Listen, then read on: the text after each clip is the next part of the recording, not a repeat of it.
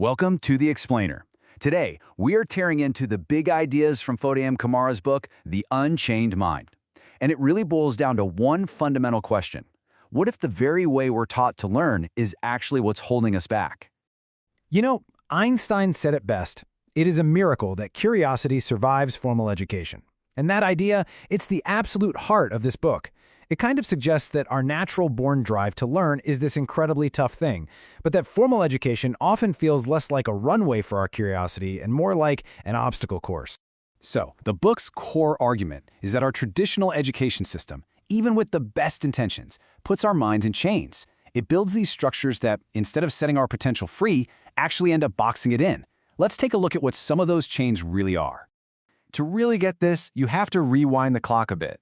Our classroom model was basically designed for the Industrial Revolution. Its goal was standardization and obedience, because that's what you needed to create a good, reliable factory workforce.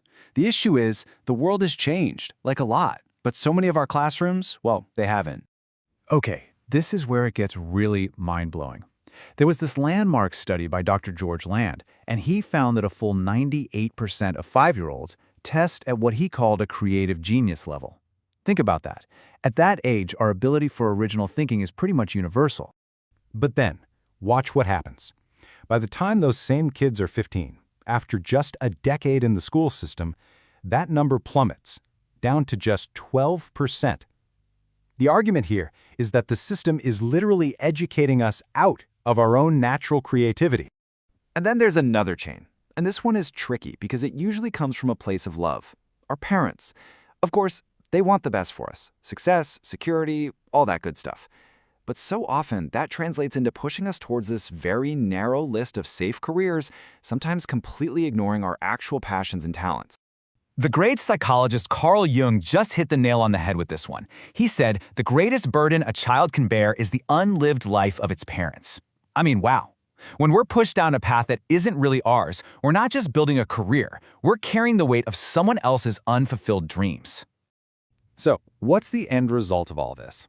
Well, when you have a system that's all about grades and all this pressure to fit into a certain mold, you create a deep, deep fear of failure. Students get scared of taking risks. They stop asking questions because they don't want to be wrong. And that amazing curiosity we all start with, it just gets quieter and quieter. Okay, so if our minds are stuck in these chains, how in the world do we break free? Well, the book offers a really powerful answer, a mindset it calls learning without permission, and this is the key to everything. At its core, this whole idea is about taking back your natural right to learn. It means you're driven by your own questions, not by a syllabus somebody hands you. It's this radical idea that you don't actually need a classroom or a permission slip to go after knowledge that you care about. And this whole philosophy is built on 4 key pillars. These aren't just fluffy ideas either. They're real, actionable principles you can use to take back the controls of your own learning journey. It all starts here, with curiosity. You know that 5-year-old creative genius we were talking about? This is its fuel. It's the engine. Learning without permission is all about firing that engine back up and letting it guide you, instead of just following a preset map.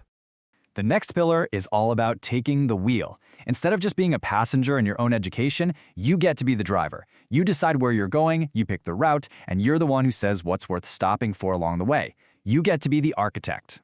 And this one is huge. It's about moving past just soaking up information like a sponge. Independent thinking means you wrestle with ideas, you question what you're told, you poke holes in it, and you build your own understanding of how the world works. It's the difference between being a consumer of knowledge and a creator of it. The final pillar is just all about the incredible power of exploration. I mean, think about Steve Jobs.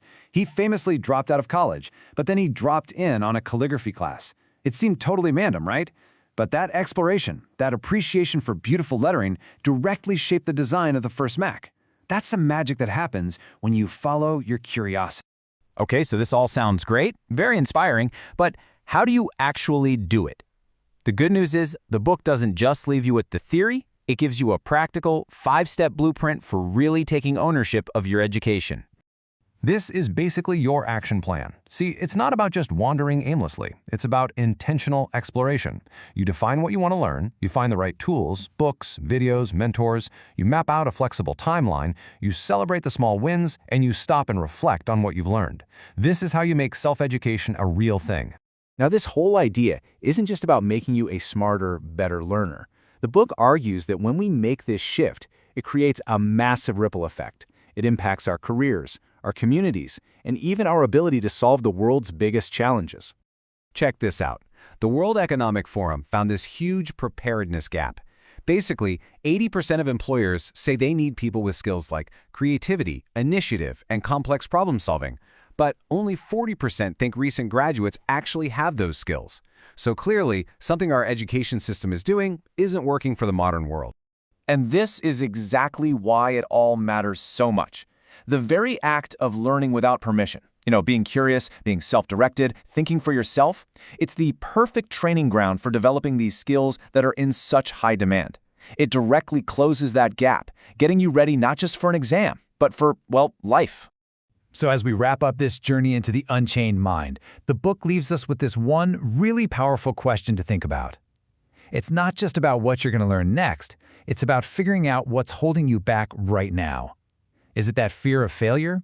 Is it somebody else's expectations? Or is it just the habit of waiting for someone to give you permission? What chain will you break first?